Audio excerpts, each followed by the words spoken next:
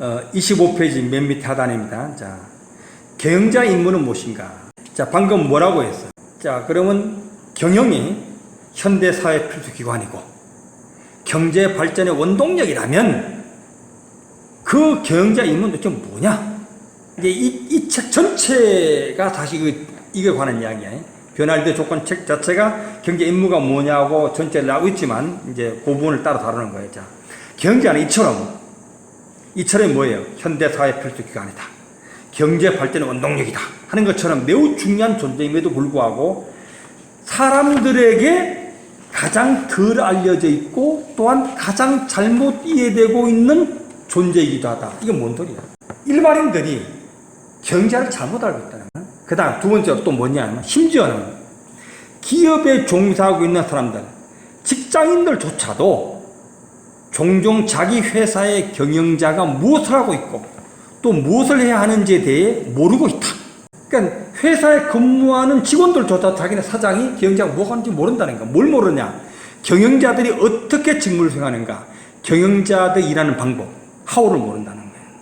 왜 그 직무를 수행하는지에 대해 모르고 있다.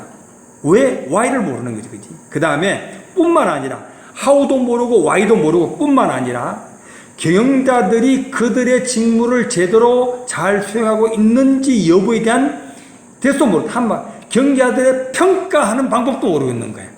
How도 모르고 Y도 모르고 어떻게 경영자들이 잘하는지 평가하는 방법도 모르고 뿐만 아니라 일반 직원보다 이제 조금 높은 직위에 때로 많은 정보를 갖고는 유능한 직원들마저 이제 간부들이겠지. 이제 간부들마저도 책임을 지고 있는 관리자 혹은 전문가 위치에 있는 사람들도 이 관리해야 되는 간부들도 포함해서 회사의 중역실에서 일어나는 일에 대해 마치 중세 지리학자가 아프리카를 눈이 하나뿐인 괴물이나 머리가 둘 달린 난쟁이, 영원히 죽지 않는 불사조 또는 결코 인간의 손에 잡히지 않는 유니콘이 뛰노는 곳으로 묘사한 것과처럼 좀 아주 극단적 표현이겠지. 지금 이런 생각 없겠지만은 어떤 간에 한마디로 일반인도 경영자를 잘 모르고 있고 일반 직원들도 모르고 있고 관리자나 전문가층에 있는 사람들조차도 경영자를 제대로 모르고 있다는 얘기를 하는 거예요.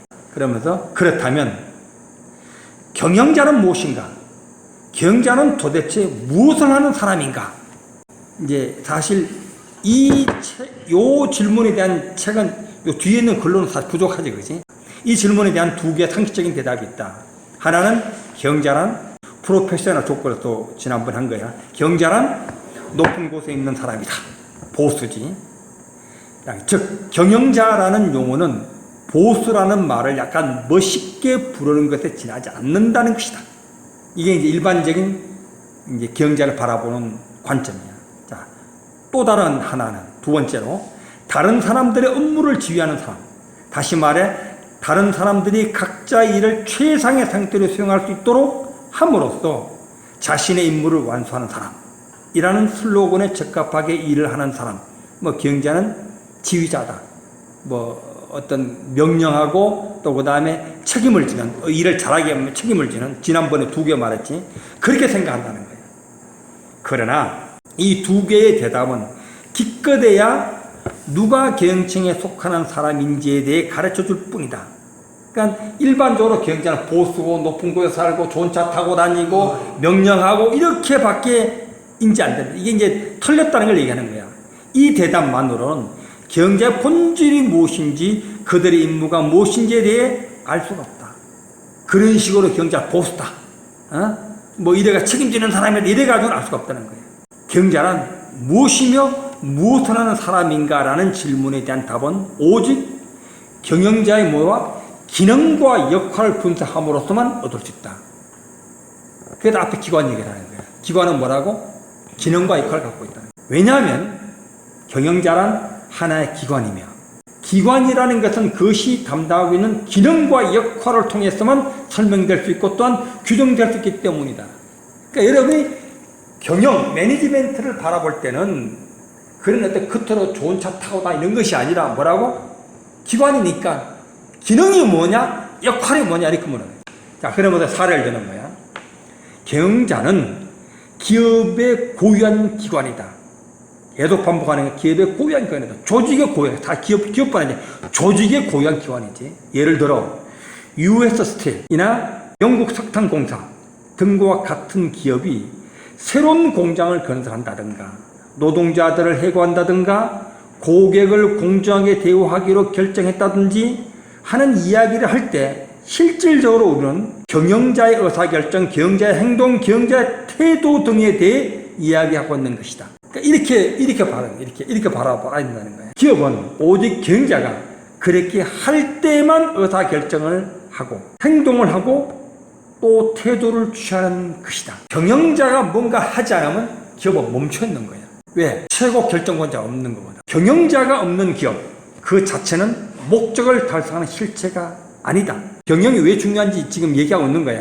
거꾸로 말하면 기업이 법률적 구조에 관계없이 사회적 기관으로서 존재하고 또 기능을 수행할 수 있기 위해서는 반드시 경영자가 있어야 한다. 그러니까 얼마나 중요한 것이 경영자야. 그리고 앞에서 말했지만 그런 경영자이기 때문에 경영자의 자질, 경영자의 능력, 경영자의 성과가 그 조직의 성과를 결정하는 거지. 그리고 그 국가의 능력과 어떤 경쟁력은 그런 경자들을 우수한 경자를 많이 갖고 있는 국가가 결국은 경쟁적인 국가가 되고 발전적인 국가가 되지.